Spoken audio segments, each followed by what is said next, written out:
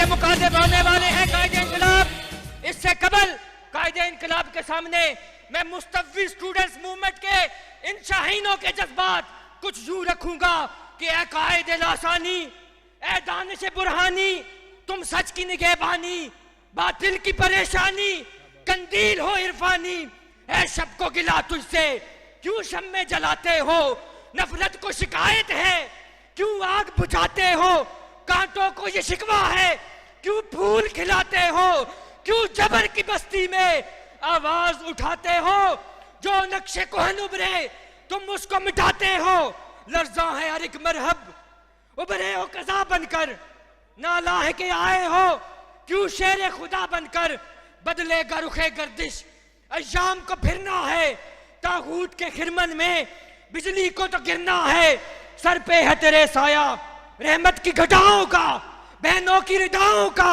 ماؤں کی دعاؤں کا، ہم تیرا جری لشکر، ہم تیرے سپاہی ہیں، جس راہ کے تم راہبر اس راہ کے راہی ہیں، جب تیری صدا ہوگی ہر سمت سے لپکیں گے، ایک جان ہے پاس اپنے یہ جان بھی چھڑکیں گے، پھر شیر بھی دہلیں گے، بل تیر کے نکلیں گے، طوفان بھی آئیں گے، ہم چیر کے نکلیں گے، اور سیاست کے سبھی تاجر بارود کے سوداگر حیرت میں کھڑے ہوں گے، دھرتی میں گڑے ہوں گے، اور یہ فرعون سبھی تیرے قدموں میں پڑے ہوں گے۔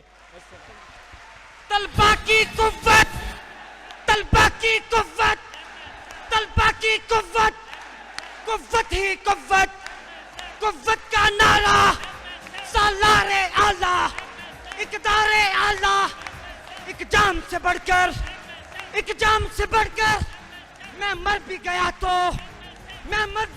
تو میری قبر پہ لکھنا، میرے کفن پہ لکھنا، میری روح بھی بولی اللہ کے شہروں، اللہ کے شہروں، آقا کے غلاموں، قائد کے جہازوں، قائد کے جہازوں، قائد کے جہازوں، طاہر کے جہازوں، بسم اللہ الرحمن الرحیم۔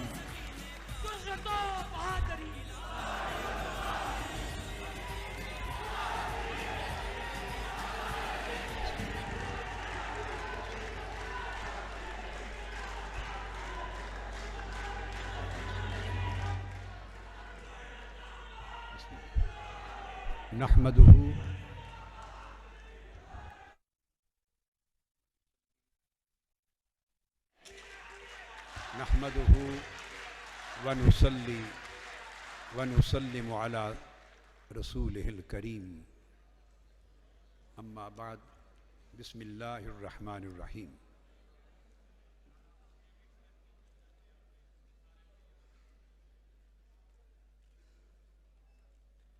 معزز و محترم قائدین تحریک،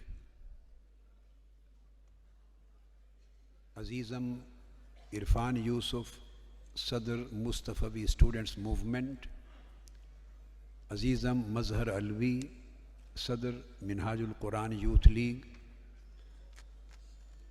اور آج کے اس عظیم الشان قومی طلبہ کنونشن کے شرکاء، عزیز طلبہ و طالبات، اور جملہ مہمانان گرامی قدر، اللہ رب العزت کا شکر ہے جس کی توفیق کا ایک نظارہ ہم اپنی آنکھوں سے دیکھ رہے ہیں۔ اس موقع پر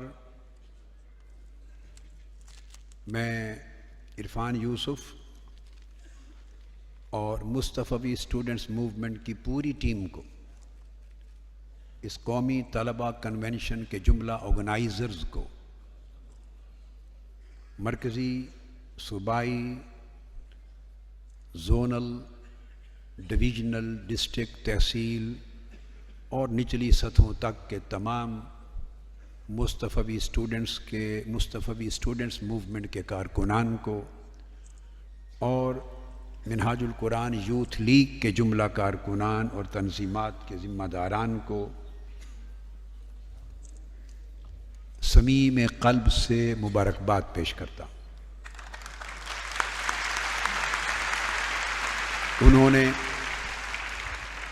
اس انتہائی مختصر وقت میں مجھ سے ٹائم لے کر ایک عظیم الشان، فقید المثال اور تاریخی قومی طلبہ کنونشن منعقد کر کے یہ ثابت کر دیا ہے کہ مصطفوی اسٹوڈنٹس موومنٹ اور منہاج یوتھ لیگ یہ پاکستانی قوم کی طلبہ کی سب سے طاقتور، عظیم، متحرک اور فعال تنظیم اور نمائندہ۔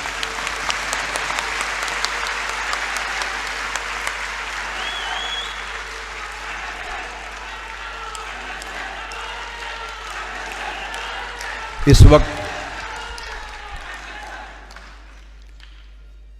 چند ضروری چیزیں میں قومی طلبہ کنونشن کے حوالے سے کہنا چاہتا ہوں۔ اس موقع پر میں محترم ڈاکٹر حسن محی الدین صاحب کو، محترم خرم نواز گنڈا پور صاحب کو اور محترم میجر محمد سعید صاحب کو اور دیگر قائدین اور تنویر خان صاحب کو جو ہیڈ کر رہے ہیں، کوآرڈینیٹ کر رہے ہیں طلبہ تنظیم اور دیگر یوتھ لیگ اور ویمن لیگ کو، ان کو، اور ملک سعید عالم کو، اور وہ سارے سابقین جو MSM مصطفوی اسٹوڈنٹس موومنٹ کے بانی اراکین ہیں، جنہوں نے اس کی بنیادیں رکھی تھیں اور جن کی جد و جہد، شبانہ روز محنت MSM کو پروان چڑھانے میں بڑا عظیم تاریخی اثاثہ ہے۔ ان سب کو مبارکباد پیش کرتا ہوں۔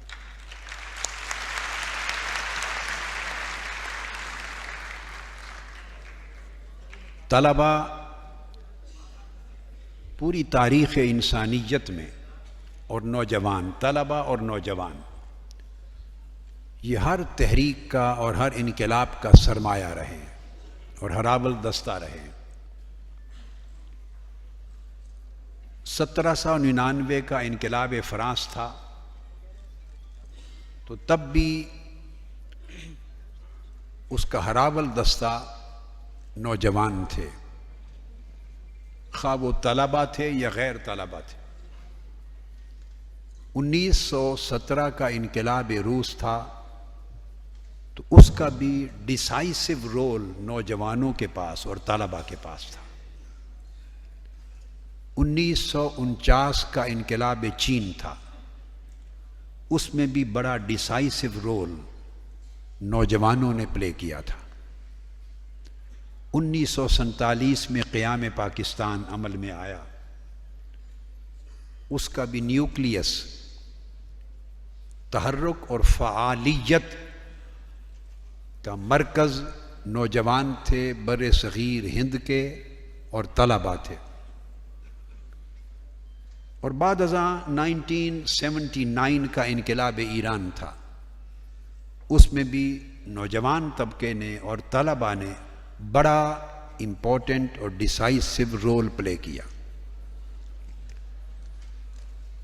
ہر معاشرے میں طلبہ اور نوجوان، اور جب میں طلبہ کہتا ہوں تو میری مراد طلبہ اور طالبات دونوں سے ہے، جب نوجوان کہتا ہوں تو اس میں میل فیمیل، بیٹے اور بیٹیاں، نوجوان نسل ساری، پوری تاریخ کی ہر تحریک اور ہر انقلاب میں کامیابیوں کا صحرا ان کی پرعزم اور ولولہ انگیز جد و جہد کے سر پہ رہا ہے۔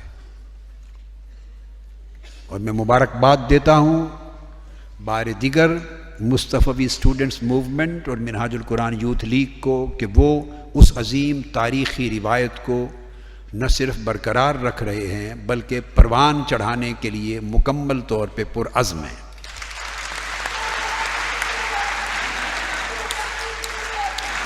جب قیام پاکستان کی تحریک چل رہی تھی تو طلبہ کی موومنٹ کا ہیڈ کوارٹر علی گڑھ یونیورسٹی تھی۔ تو علی گڑھ کے طلبہ کی تحریک یہ پورے بر صغیر ہند کے نوجوانوں کو لیڈ کر رہی تھی۔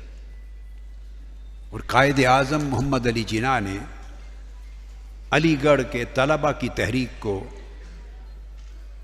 اور اس تحریک کے نوجوانوں کو پاکستان کا اسلحہ خانہ قرار دیا تھا.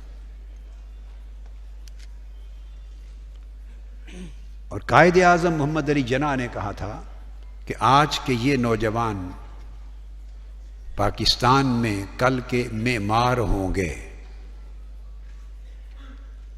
میں آج بساط دولت اور بساط اقتدار کے ذمہ داران سے پوچھتا ہوں کہ جنہیں قائد اعظم آج کا معمار دیکھنا چاہتے تھے وہ معمار خود کش بمبار کیسے بن گئے؟ ان کو تعمیر کی بجائے تخریب کی راہ پہ کس نے ڈالا؟ وہ کیا اسباب ہوئے؟ وہ کون سے عوامل اور مضمرات تھے؟ وہ کون سی خرابیاں، کون سی کوتاہیاں، کون سی خطائیں، کون سی غلطیاں ہوئیں جنہوں نے نوجوان نسل کو جو معمار ہونے تھے وہ انتہا پسند بنے، دہشت گرد بنے، جرائم پیشہ ان میں سے بنے اور خود کش بمبار بنے؟ اس کا مطلب یہ ہے کہ قائد اعظم محمد علی جناح کا ویژن قیام پاکستان کے بعد سے لے کے آج کے دن تک اقتدار پر قابض لوگوں نے اور لیڈروں نے وہ آگے نہیں پہنچایا. مسلم اسٹوڈنٹس فیڈریشن تھی اس وقت، اس نے تعلیم کے فروغ کے لیے قابل تحسین کردار ادا کیا تھا اور وہ تحریک پاکستان کی جد و جہد کی روح رواں تھی، قائد اعظم کی محافظ تھی، قائد اعظم کے نظریے کی ٹارچ بیئرر تھی. مگر آج یتو طلباء کی اور نوجوانوں کی وہ سرپرستی نہیں ہو رہی جو قائد اعظم دیکھنا چاہتے تھے، اور اگر ہو رہی ہے تو وہ غلط ہاتھوں میں ہے.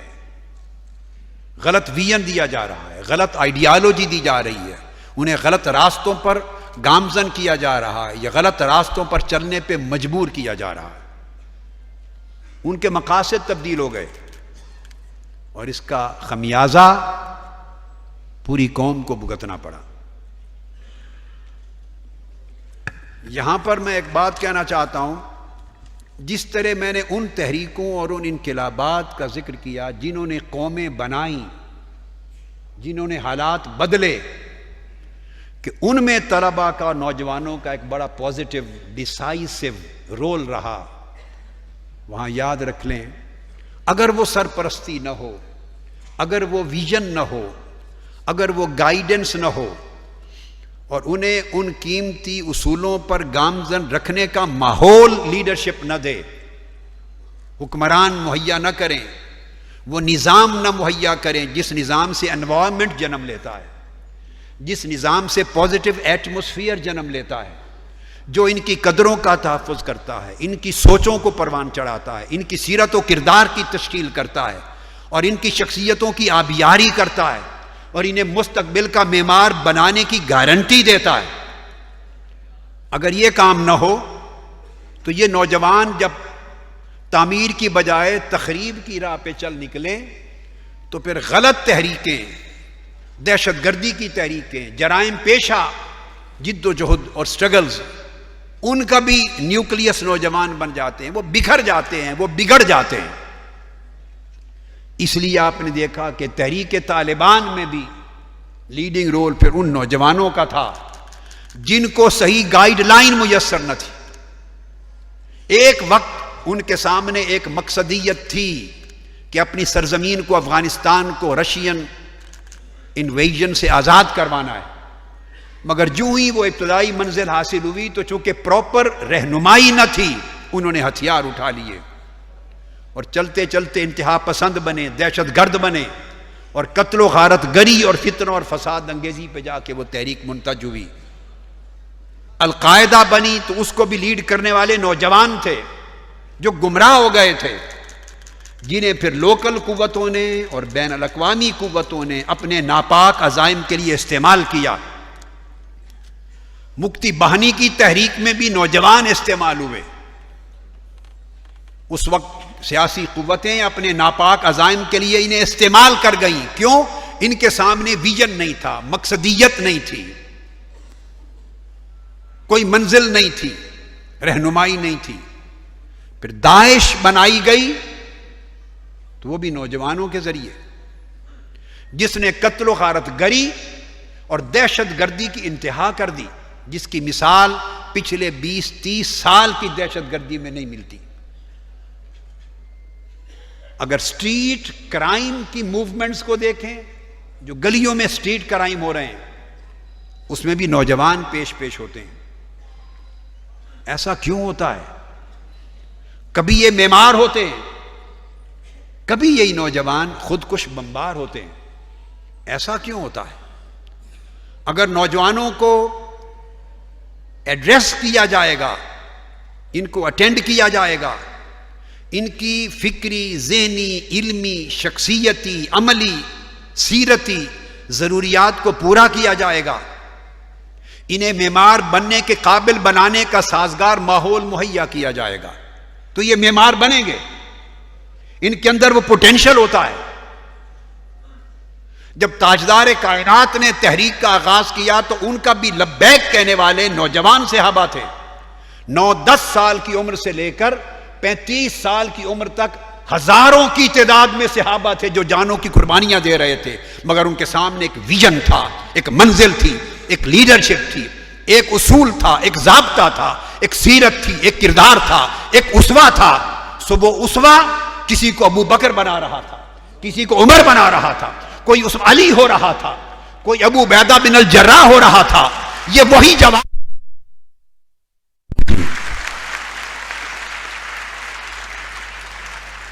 لیکن جب وہ اسوہ سامنے نہیں رہتا اور حکمران لوٹ مار کا بازار گرم کر دیتے ہیں، جب حکمران لوٹ مار کرتے ہیں تو نوجوان خودکش بمبار بنتے ہیں.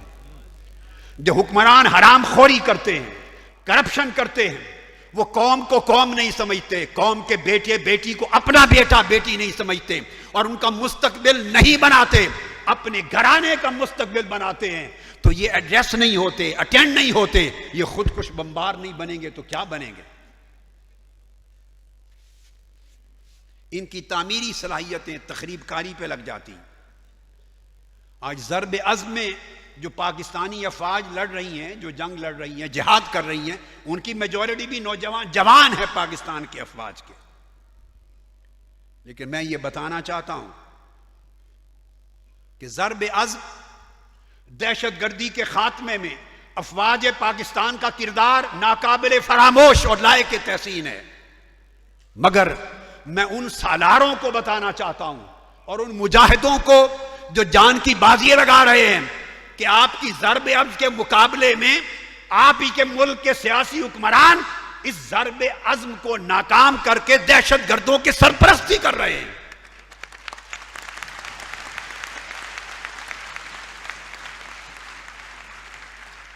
ہم ضرب عزم کو طاقتور کرنے کے لیے 2 ضربوں کا آغاز کر رہے ہیں. آج کے کنونشن میں اعلان کر رہا ہوں، ضرب عزم کو طاقتور کرنے کے لیے ایک ضرب امن کا آغاز کر رہے ہیں اور ایک ضرب علم کا آغاز کر رہے ہیں.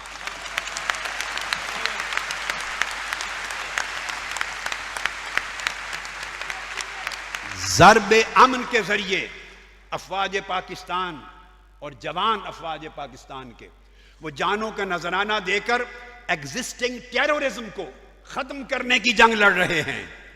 اور ہماری تحریک کے موومنٹ کے یہ طلبہ اور یہ یوتھ لیگ کے نوجوان یہ دہشت گردی کی سوچ کے خلاف جنگ لڑیں گے.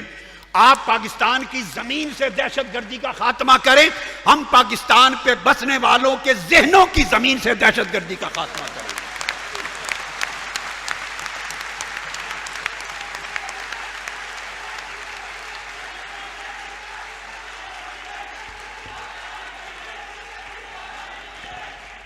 اور ضرب علم کے ذریعے شعور کو بیدار کریں گے، شعور کو بیدار کریں گے.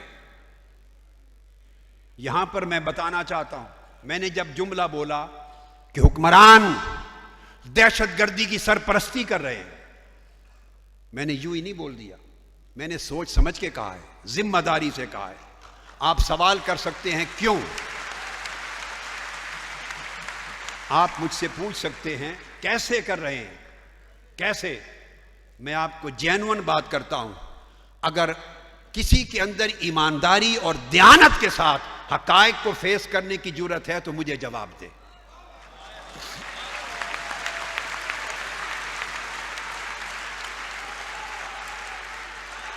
حکمران سرپرستی کس طرح کر رہے ہیں دہشت گردی کی؟ سن لیں، 5 قسموں کی دہشت گردی ہے۔ ایک دہشت گردی وہ ہے جس کے خلاف ضرب عضب جاری ہے، وہ مسلح دہشت گردی، وہ مسلح دہشت گردی۔ میں سپہ سالار اعظم کو، جنرل راحیل شریف صاحب کو کہہ رہا ہوں، اور تمام افواج پاکستان کو کہہ رہا ہوں، جوانوں کو کہہ رہا ہوں، پاکستان کی قابل فخر افواج کو کہہ رہا ہوں، دنیا کی سب سے بڑی چھٹی فوج، اس ملک اور وطن کے لیے جانوں کا نذرانہ دینے والے عظیم جانثار بہادروں کو کہہ رہا ہوں، میری دعا ہے کہ ضرب عضب کامیاب ہو۔ ہر دعا سے مقدم یہ دعا ہے تاکہ یہ دھرتی امن کا گہوارہ بنے۔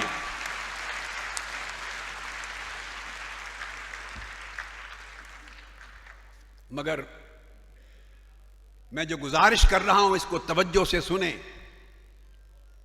ضرب عضب کے ذریعے دہشت گردی کا، مسلح دہشت گردی کا خاتمہ پاکستان کی سرزمین سے کبھی نہیں ہو سکتا جب تک اس سے پہلے 4 قسموں کی دہشت گردیوں کا خاتمہ نہ کیا جائے۔ وہ پہلی 4 دہشت گردیاں مسلح دہشت گردی کو جنم دیتی، جنم دیتی۔ آپ کتنے درخت کاٹیں گے، بیج بوئے جاتے رہے تو پھر پودے اگتے رہیں گے، اور پودے پھر تناور درخت بنتے رہیں گے۔ آپ عمر بھر درختی کاٹتے رہیں گے، بیج ڈالنے والوں کو روکنا کون، یہ کس کا فریضہ ہے؟ اور نئے درختوں کو اگانا۔ جب تک بیج ڈالنے والوں کے ہاتھ اور جب تک دہشت گردی کے نئے پودے اگانے والوں کے ہاتھ اور درختوں پہ نئے درخت اگانے والوں کے ہاتھ کاٹے نہیں جاتے، اس وقت تک مسلح دہشت گردی کا خاتمہ نہیں ہو سکتا۔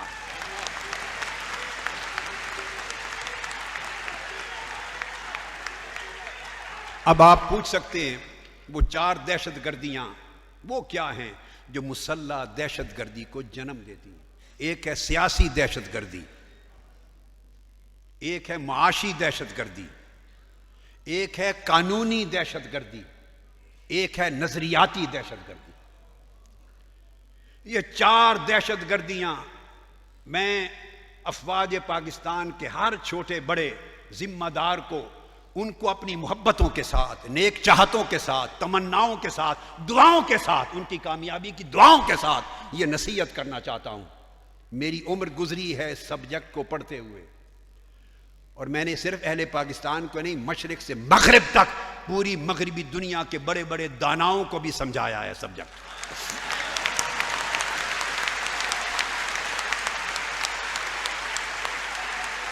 اور میں یہ بات کہنے والی نہیں ہوتی، نہ میں نے کبھی کہی، ویسے بتا رہا ہوں، یہ جملے میں ایسے نہیں بول دیتا۔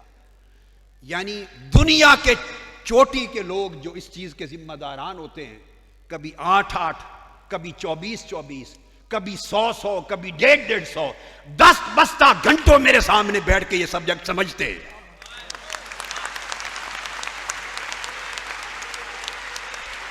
میں یہ بڑی درد مندی کے ساتھ بتا رہا ہوں، میرا کسی سے اناد نہیں ہے، ذاتی عداوت نہیں ہے، میں تو اس پاکستان کا ایک وفادار، محبت کرنے والا، عشق کرنے والا، اس دھرتی سے پیار کرنے والا ایک ادنا سا سپاہی ہوں، اس قوم کا ایک ادنا سا خادم ہوں۔ میں آپ کو صحیح بات سمجھا رہا ہوں۔ سیاسی دہشت گردی مسلح دہشت گردی کو جنم لیتی ہے۔ 4 دہشت گردیاں مل کر اس ملک میں حکمرانوں نے سیاسی دہشت گردی قائم کر دی ہوئی ہے۔ جس ملک کا الیکشن 30 سے 35 کروڑ روپے کا ایک MNA کا الیکشن ہوگا، وہاں کوئی طالب علم نہیں پارٹیسپیٹ کر سکتا، کوئی جوان پارٹیسپیٹ نہیں کر سکتا. پڑھے لکھے جوان آؤٹ ہیں پولیٹیکل پروسیس سے، متوسط گھرانے آؤٹ ہیں، شریف جوان آؤٹ ہیں، تعلیم یافتہ جوان آؤٹ ہیں، خواہ وہ PhD کر کے آ جائیں، ہنر مند ہو کے آ جائیں، جتنا سکلفل ہو کے آ جائیں، جتنا کردار اور قابلیت لے کے آ جائیں، چونکہ وہ ایک الیکشن پہ 30-35 کروڑ نہیں لگا سکتے، وہ اس پولیٹیکل پروسیس، اس ڈیموکریسی سے آؤٹ ہیں.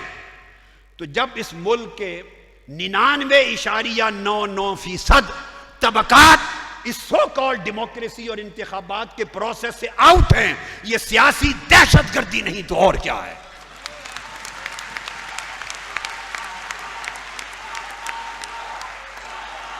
اور پاکستان کے الیکشن کمیشن کے ممبران وہ اس سارے کے سارے سیاسی دہشت گردانہ فعل میں شریک بھی ہیں، فریق بھی ہیں. آگے آئیے. اس کے بعد یہ قصے کہانیاں نہیں ہیں، ریالٹیز ہیں. خاندان مجھے خود ملے ہیں جو ووٹ ڈالنے گئے تو انہوں نے کہا آپ کا ووٹ علامہ اقبال ٹاؤن میں شفٹ ہو گیا ہے، ٹاؤن شپ سے علامہ اقبال ٹاؤن میں. ہزارہ لوگ، ہر کون گرفت کرے گا اس مجرمانہ کردار کی؟ اور اس کا نام جمہوریت ہے کوئی جو آواز بلند کرے، ان کے گھناؤنے کردار کو ننگا کرے، ان کو بے نقاب کرے، ان کے گریبان پہ ہاتھ ڈالے اور ان کو اس دہشت گردی سے روکے؟ جب تک آپ اس دہشت گردی سے نہیں روکیں گے، ان جوانوں میں، پوری قوم میں فرسٹریشن پیدا ہوگی، اور فرسٹریشن ان کو سیدھی راہ پہ نہیں رہنے دے گی. اس کے بعد پھر معاشی دہشت گردی کرپشن ہے. حکمران لوٹ کر اس ملک کو کھا گئے. ان کی نظریں سوائے مال کمانے کے اور کسی شے پہ نہیں. نہ طلبہ کے تعلیم کے کیریئر کو ان کی سنجیدگی میں، ان کے ایجنڈے میں ہے، نہ مہنگائی کا خاتمہ ان کے ایجنڈے میں ہے، نہ بے روزگاری کا خاتمہ ان کے ایجنڈے میں ہے، نہ دورے نظام تعلیم کو ختم کر کے یکساں نظام تعلیم ہر ایک کو مہیا کرنا ان کے ایجنڈے میں ہے، نہ غریب کے بچے کا الگ سکول اور امیر کے بچے کا الگ سکول، یہ تضاد ختم کرنا ان کے ایجنڈے اور ترجیحات میں ہے، نہ طبقاتی تقسیم کو کم کرنا ان کے ایجنڈے میں ہے، نہ فرقہ واریت کو ختم کرنا ان کے ایجنڈے میں ہے، نہ جو آؤٹ آف سکول ہیں جو طلبہ 2.5 کروڑ ان کو پلٹ کے سکول میں لانا ان کے ایجنڈے میں ہے. ان کے ایجنڈے میں صرف اورنج بس ہے، ان کے ایجنڈے میں لوٹ مار ہے، پرائیویٹائزیشن ہے، یہ قومی ادارے بیچ رہے ہیں، اور پھر قوم کو بتایا جائے گا کہ یہ ٹرکی سے کسی فرم نے خرید لیا، یہ چائنا سے کسی فرد نے خرید لیا، یہ انڈیا سے کسی قوم نے اور یہ کسی فرم نے خرید لیا، یہ پاکستان کی کسی فرم میں خرید لیا. ذمہ داران قوم کو بتانا چاہتا ہوں، جو بھی فرم خریدے گی وہ صرف فرنٹ مین کا نام ہوگا، پیچھے یہ خود ہیں، خود بیچنے والے ہیں، خود خریدنے والے ہیں. یہ سارا ملک بیچ کر خود خرید کر کھا جائیں گے.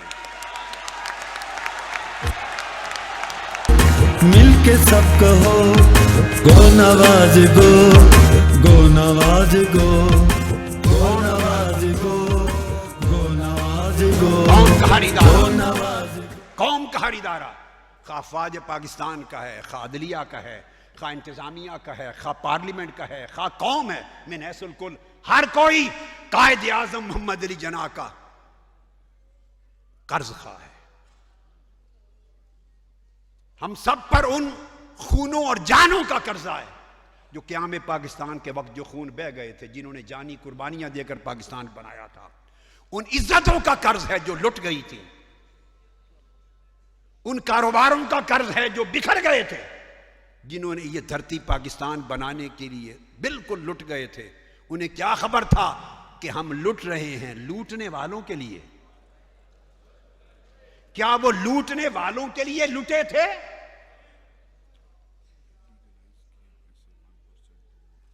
اور لوٹنے کے طریقے کہہ دیا کہ جو 1% جمع کرا دے،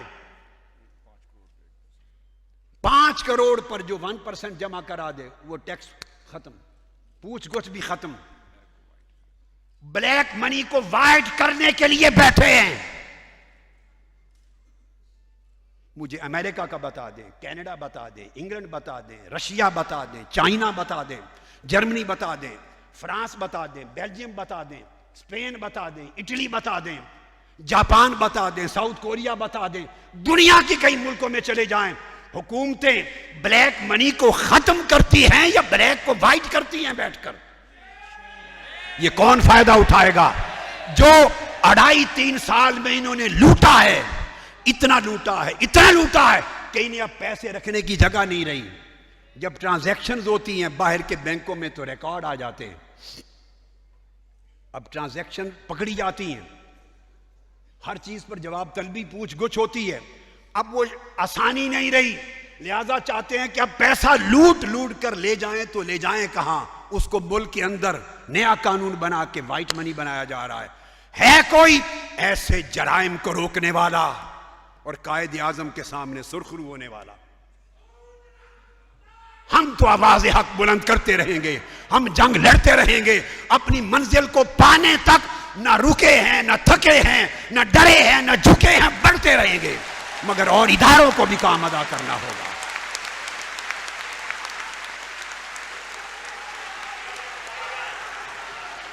تو جب ملک میں کرپشن ہوگی، نوجوانوں کو روزگار نہیں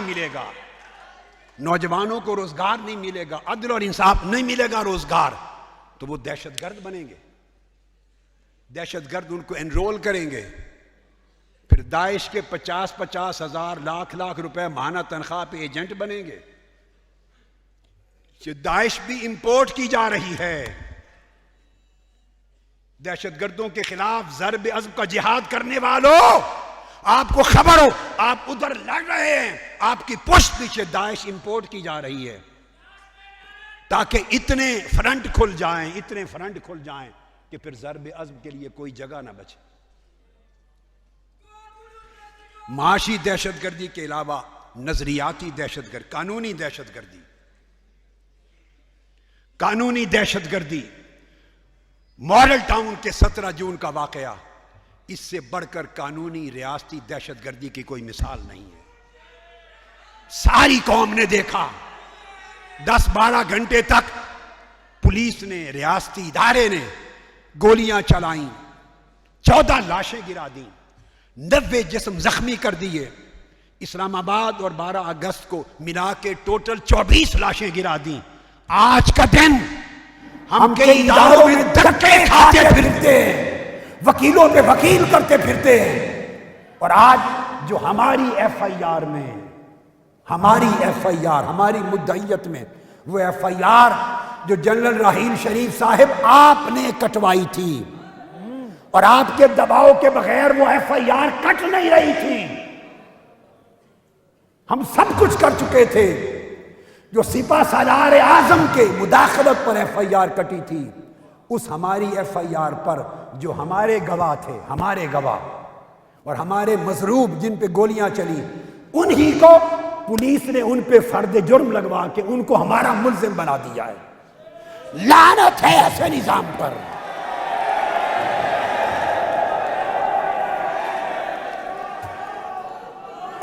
ہماری ایف آئی آر میں سنیں، ہماری امید ہے بات پہنچے گی، سنیں گے. ہماری ایف آئی آر میں جو ہمارے گواہ تھے اور ہمارے مضروب تھے جن پہ گولیاں چلی تھی، جنہوں نے گواہی کے لیے جانا تھا، وہ آج ملزم بنے بیٹھے ہیں.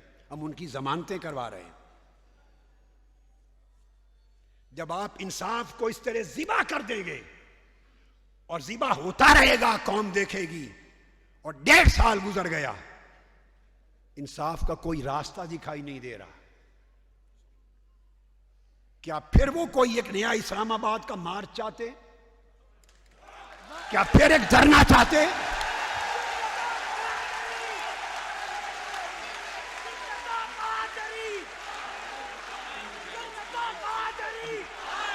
میں یہ پوچھتا ہوں حکمرانوں سے، میرے ساتھ 2 जमा 2 4 की बात कर लो। क्या फिर एक धरना चाहते हो? क्या फिर इनकलाब मार्च चाहते हो?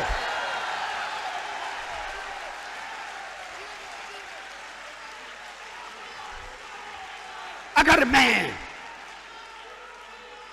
ये वो नौजवान थे, ये नौजवान जिनको मैंने पुरअमन बनाया था, पुरअमन रखा था, पुरअमन रहने की तरबियत की थी, ये नौजवान मेरे हुक्म के पेश नजर लाशें गिरती हुई देखते रहे, खून बहते देखते रहे, गोलियां चलते देखते रहे, मगर ये बिफरे नहीं, इन्होंने हदें क्रॉस नहीं की, मेरा लाज रखा। मैं इन जवानों के माथों को चूमता हूं। अगर मैं इन्हें इजाजत दे देता तो कातलों के टुकड़े टुकड़े कर देते।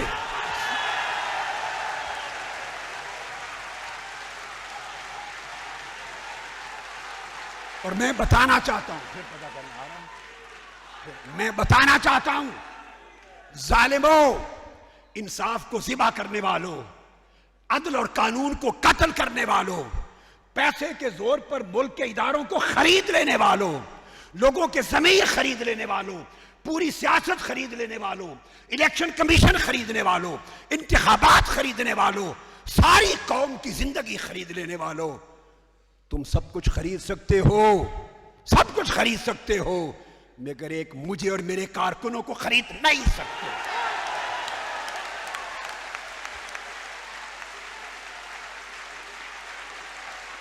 अगर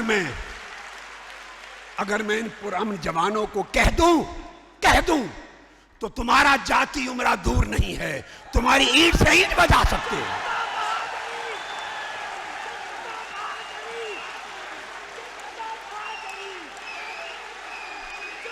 खुदा के लिए हमें इंसाफ दिया जाए, मेरे बेटे और बेटियों को इंसाफ दिया जाए, 17 जून को गिरने वाली लाशों के घरानों को इंसाफ दिया जाए। कानून को इस तरह ज़िबा न करो और बड़े ताकतवर इदारे खामोश तमाशाई न बैठे। आपने हमें इन दरिंदों के रहमो करम पे छोड़ रखा है। माल इनके पास, दौलत इनके पास, रियासत इनके पास, पंजाब इनके पास, इदारे इनके पास, ताकत इनके पास, दौस धांधली इनके पास। आप कोई तवक्को करता है कि किसी को इंसाफ मिल सकेगा? हमारे पास और कोई रास्ता नहीं। मेरी एक ही कमजोरी है और अल्लाह ने मेरे वजूद में कोई कमजोरी नहीं रखी, एक ही है। सुन ले, अल्लाह का शुक्र है, अल्लाह का शुक्र है। मैंने जिंदगी में न कभी हाथ फैलाया, न मेरी निगाह नीचे हुई।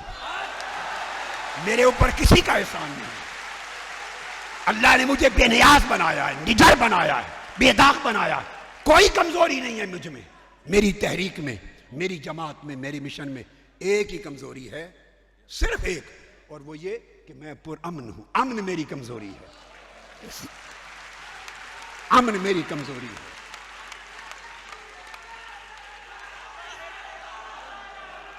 ऐसा ना हो कि अमन का दामन छूट जाए मेरे हाथ से। ऐसा ना हो कि मेरी कमजोरी मुझे संभाल न सके और अमन का दामन छूट जाए, फिर हम तुम्हारी ईंट से ईंट बजा देंगे।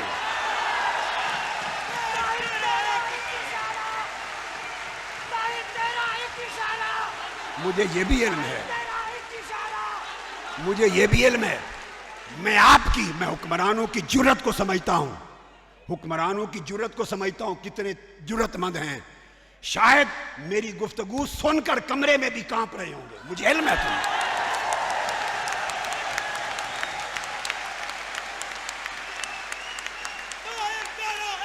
मैं पाकिस्तान को, हमने पाकिस्तान को पुरअमन रखने का, पुरअमन बनाने का, अमन का गहवारा बनाने का अज़्म कर रखा है।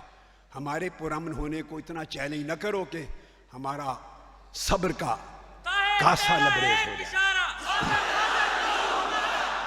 ये कानूनी दहशतगर्दी, जब तक कानूनी दहशतगर्दी खत्म नहीं होगी, लोगों को इंसाफ नहीं मिलेगा, इदारों पर एतमाद बहाल नहीं होगा, आप उन्हें बिगड़ने और गलत राह पे जाने से कैसे रोक सकते हैं?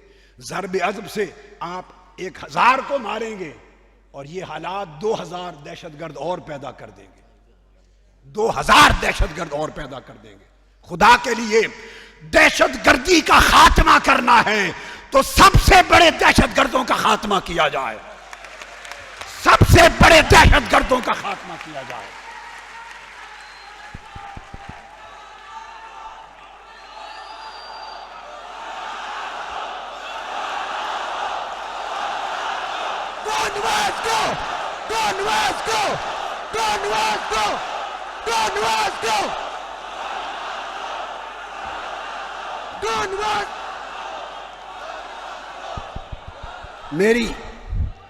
میری بین الاقوامی ذمہ داریاں ہوتی ہیں، میرا ورلڈ وائڈ جانا آنا ہوتا ہے، میرا قبیلہ پورے ارضی پر پھیلا ہوا ہے۔ ابھی میں نے انگلینڈ میں انٹرنیشنل کانفرنس ایڈریس کرنے کے لیے جانا ہے، وہاں سے میں نے موراکو میں جانا ہے، اور چارٹر آف مدینہ، میثاق مدینہ کی روشنی میں ایک چارٹر آف اسلامک سٹیزنشپ کا ڈیکلیریشن سائن کر کے جاری کرنا ہے دنیا کے لیے۔ میرا جانا آنا دنیا میں میری ذمہ داریاں ہیں، لیکن میرے جانے آنے میں کوئی کہہ دیتا ہے، کوئی کہہ دیتا ہے کہ اب چلے گئے اب آئیں گے نہیں، وہ ڈیل ہو گئی اب چلے گئے اب نہیں آئیں گے۔ ایسی گمراہیاں نہیں ہونی چاہیے، ایسی گمراہیاں نہیں ہونی چاہیے۔ میری زندگی میں ایک ہی ڈیل ہوئی تھی خدا اور مصطفیٰ کے ساتھ، بس اس کے بعد کسی کو ڈیل کی جرت نہیں ہے، جرت نہیں ہے میری خدا اور مصطفیٰ سے۔ جب تک بکے نہ تھے کوئی پوچھتا نہ تھا، تو نے خرید کر ہمیں انمول کر دیا۔ جرت و بہادری، اس کے بعد جرت و بہادری، جرت و بہادری، جرت و بہادری، جرت و بہادری، جیوے جیوے، یہ ہتھ کنڈے، جیوے جیوے، جیوے ہتھ کنڈے، جیوے جیوے، جیوے جیوے۔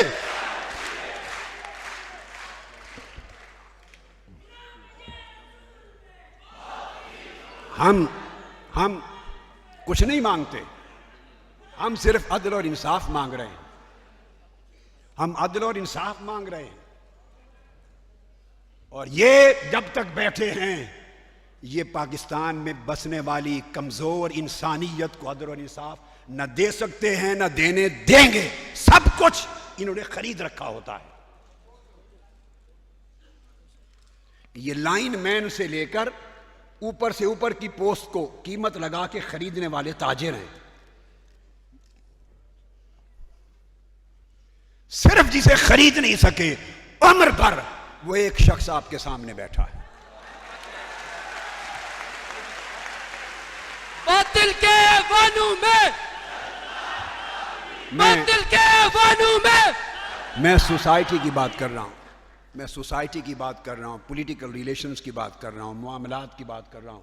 آف کورس اور لوگ بھی ہیں جن کو اللہ نے اتنی غیرت اور حمیت دی ہے، اتنی غیرت اور حمیت دی ہے جنہیں کوئی خرید نہیں سکتا۔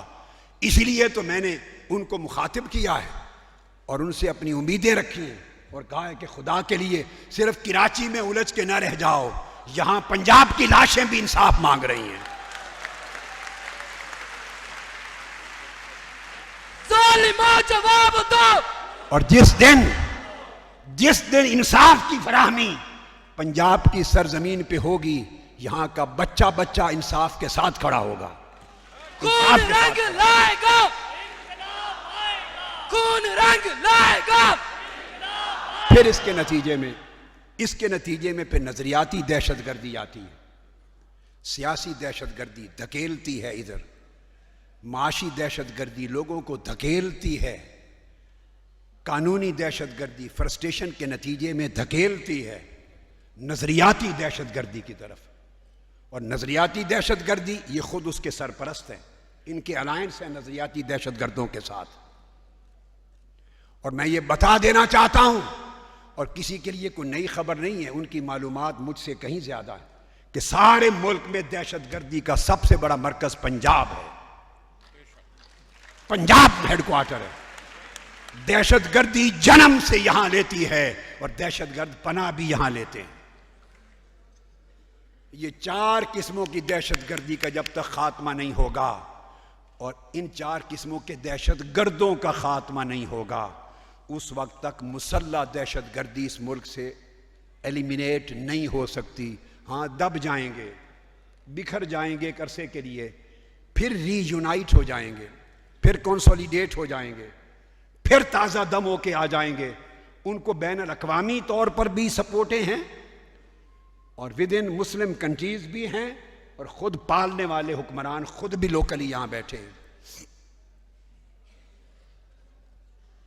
لہذا اب آج نظام جسے آپ کہتے ہیں کہ نظام چلتا رہے، نظام سن لیں کیا ہے. جس کو نظام کہا جاتا ہے وہ نظام یہ ہے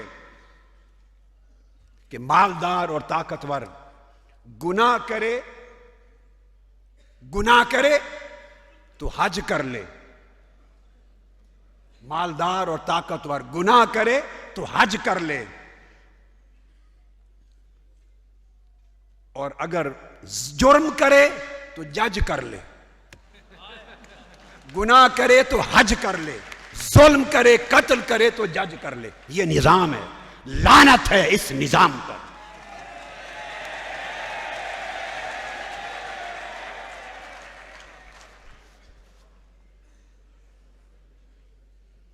میرا مطالبہ ہے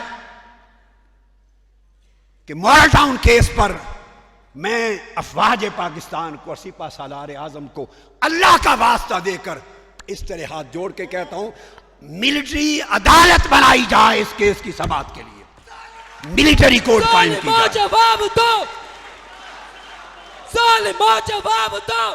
ان 14 شہیدوں، ان لاشوں کے نام پر میں فوجی عدالت مانگ رہا ہوں. میں یہ کسی کا نام لے کے نہیں کہہ رہا کس پر اعتماد ہے کس پر نہیں ہے، اس دھندے میں نہیں پڑ رہا. ہمارا اعتماد ہے فوجی عدالت قائم ہو، دہشت گردی کی عدالت افواج پاکستان قائم کریں اور کیس کی سماعت کریں. پھر دیکھتے ہیں کہ کتنے چہروں سے پردہ اٹھتا ہے اور کتنے رات کے اندھیرے میں چھپے ہوئے وہ لوگ ننگے ہوتے ہیں. ظالموں جواب دو، ظالموں جواب دو، ظالموں جواب دو، ظالموں جواب دو، ظالموں جواب دو، ظالموں جواب دو. نوجوانوں کو، قوم کو ان حالات میں اتنی اخلاقی گراوٹ میں مبتلا کر دیا حکمرانوں نے کہ کل ایک ڈیتھ ہوئی ہے. میرا شاگرد ہے محمد فاروق رانا، اس کے ماموں کی، اور وہ ہمارے ریسرچ انسٹیٹیوٹ کا ریسرچ اسکالر ہے. اس کے ماموں کی ڈیتھ ہوئی، میت سامنے پڑی ہے، جنازہ پڑھ رہے ہیں. جنازے کے دوران اس کی جیب سے کسی ایک نے اس کا موبائل فون نکال کے چوری کر لیا. وہ جنازہ پڑھنے آیا ہوا تھا نا کوئی، اور بوڑھا تو یہ کام نہیں کر سکتا نا، بوڑھا تو نہیں کرے گا، کرے گا تو جوان ہی. یہ قوم کے جوانوں کو اس راہ پہ انہوں نے دھکیل دیا ہے. کیا کرے؟ جس کے پاس گھر کھانے کا نہیں، اس کے پاس 2 آپشن ہیں، یہ بھوک مرے یا حرام کھائے. یہ بھوک سے مر جائے یا حرام کھائے. اب کتنے ہیں جو بھوک سے مر جانے کو ترجیح دیں گے؟ آج کے دور میں شاید لاکھوں میں کوئی ایک ہوگا. وہ حرام سے اپنے آپ کو حرام کھا کے بچا لے گا. وہ کہے گا خنزیر کھا کے بھی جان بچانا جائز ہے، تو میں موبائل چوری کر کے، عزتیں لوٹ کر، حرام کھا کر، ڈاکہ مار کر، اغوا کر کے، بھتہ خوری کر کے میں کیوں نہ زندہ رہوں. یہ قوم کو زندہ رہنے کے حرام طریقے سکھا رہے ہیں، اور جتنی دیر کی جائے گی اتنا اندھیر ہوگا. جتنی دیر کی جائے گی اتنا اندھیر ہوگا. انہوں نے کہا تھا 1 سال قبل قومی یوتھ پالیسی بنے گی، سینٹرل یوتھ کونسل ہوگی، ان کے تحت سٹی یوتھ کونسلیں ہوں گی. میں میڈیا والے بھائیوں سے پوچھتا ہوں وہ کہاں ہیں کونسلیں؟ کبھی سنی آپ نے بنی؟ اعلان کیا تھا یا نہیں؟ اعلان کیا تھا یا نہیں؟ وہ کہاں گئیں کونسلیں؟ وہ یوتھ پالیسی کہاں ہے؟ وہ 341 ارب روپے کا کسان پیکج کہاں ہے؟ وہ 150 ارب روپے کی دیہاتوں میں سڑکیں بنانے کا پروگرام کہاں ہے؟ وہ کہاں ہیں یہ سارے؟ یہ بات سوچنے والی ہے۔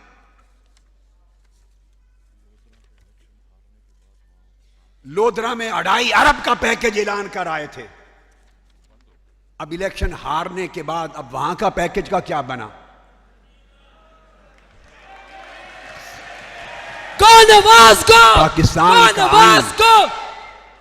پاکستان کا آئین آرٹیکل 25A ان آرٹیکلز میں سے ہے جو 40 آرٹیکل میں نے 72 دن پوری قوم کو پڑھائے تھے، سمجھائے تھے، یاد کرائے تھے۔ 40 آرٹیکل آئین کے، ان میں 25A اس میں درج ہے کہ قوم کے ہر بچے کو 5 سال سے 16 سال کی عمر تک تعلیم دینا لازمی ہے، مینڈیٹوری ہے، کانسٹیٹیوشنل رسپانسبلٹی ہے۔ اس وقت 5 سے 16 سال کی عمر کے 2.5 کروڑ بچے اسکول میں نہیں جا رہے۔ ہے کوئی پوچھنے والا کہ آئین کا کیا بنا؟ انہوں نے تعلیمی پالیسی اناؤنس کی تھی کہ ہر ایک کو اسکول میں بھیجا جائے گا کمپلسریلی، کہاں گئی وہ پالیسی؟ 2.5 کروڑ بچوں میں سے جو اسکول سے محروم ہیں، 53% صرف پنجاب سے ہیں، 53%۔ ان کا تو سادہ سادہ منصوبہ ہے، 60% سے زیادہ سیٹیں پنجاب کے پاس۔ اگر خدا نہ کرے اللہ نہ کرے یہ تو 3 صوبے کٹوانے بھی پڑیں اور خالی پنجاب کا نام بھی پاکستان رکھ دیں گے۔ ان کی سوچ تو اس طرح کی ہے۔ ان کو اقتدار چاہیے۔ آج پنجاب میں سبجیکٹ اسپیشلسٹ اساتذہ کی 20,000 نشستیں مدت سے 2-2.5 سالوں سے خالی پڑی ہیں، پر نہیں کی جاتی۔ کسی صوبے نے اس پر عمل نہیں کیا۔ مفت لازمی تعلیم کی جو فراہمی ہے اس کی شک 2010 میں پاس ہوئی، 2010 میں عمل نہیں کیا گیا۔ نجی تعلیمی اداروں کی تعداد کم ہو رہی ہے، آبادی بڑھ رہی ہے اور سکول اور ادارے پرائیویٹائز کیے جا رہے ہیں۔ سکول جو گورنمنٹ چلاتی ہے وہ نجی شعبے کو دیے جا رہے ہیں، اور اورنج بس اور میٹرو بس جو نجی شعبوں کو چلانی چاہیے وہ حکومت پنجاب چلا رہی ہے۔ کوئی؟ میں تمام ٹی وی چینلز اور عظیم جنہوں نے کردار ادا کیا، عظیم الیکٹرانک اور پرنٹ میڈیا کے نمائندگان، مالکان اور انتظامیہ اور کارکنان، ان کو مبارکباد دینے کے ساتھ یہ کہنا چاہتا ہوں، اس قوم تک پہنچائیں یہ بات۔ اس ملک میں 4 وزیر اعلیٰ ہیں، 4 صوبے ہیں۔ ہے کوئی پوچھنے والا؟ خواہ اسلام آباد سے کوئی پوچھے یا پنڈی سے کوئی پوچھے، یا کوئی کراچی سے پوچھ لے، کوئٹہ سے پوچھے، کوئی پشاور سے پوچھے، اسلام آباد میں ہے کوئی شور مچانے والا؟ کیا وجہ ہے؟ وزیر اعظم صاحب 2.5 سال میں جس دورے پر جاتے ہیں پنجاب کا وزیر اعلیٰ ساتھ جاتا ہے، سندھ کا کیوں نہیں جاتا؟ KPK کا وزیر اعلیٰ کیوں نہیں ساتھ لے جاتے؟ بلوچستان کا کیوں نہیں لے جاتے؟ کس کیپیسٹی میں پنجاب کا وزیر اعلیٰ آپ کے ساتھ جاتا ہے؟ اگر جاتا ہے بطور وزیر اعلیٰ، اگر بطور چیف منسٹر جاتا ہے ایک شخص، تو باقی مر گئے ہیں 3 صوبوں کے وزیر اعلیٰ، وہ مر گئے ہیں، انہیں کیوں نہیں لے جاتے؟ اور اگر وہ بطور وزیر اعلیٰ نہیں جاتے، آپ کے بھائی کے طور پہ جاتے ہیں، تو پھر فیملی بزنس پہ جاتے ہیں آپ یا کنٹری بزنس پہ جاتے ہیں؟ ہے کوئی پوچھنے والا؟ میں تو پکار رہا ہوں، جھنجھوڑ رہا ہوں، آواز حق بلند کر رہا ہوں، تاکہ ایک ایک کان تک میری سچی آواز پہنچ جائے۔ ایک ایک دروازے پر دستک دے رہا ہوں، کسی ذاتی مفاد کے لیے نہیں، اپنی قوم اور اپنی نسلوں کا مستقبل بچانے کے لیے۔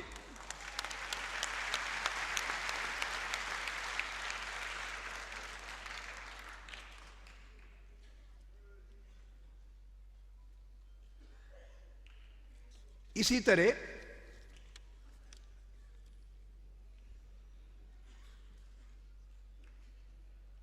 پنجاب میں جو بچے اسکول سے باہر ہیں ان کو اسکول میں لانے کے لیے 226 ارب روپے کا بجٹ چاہیے، سندھ میں 261 روپے، کے پی کے میں 137 اور بلوچستان میں 45 ارب روپے۔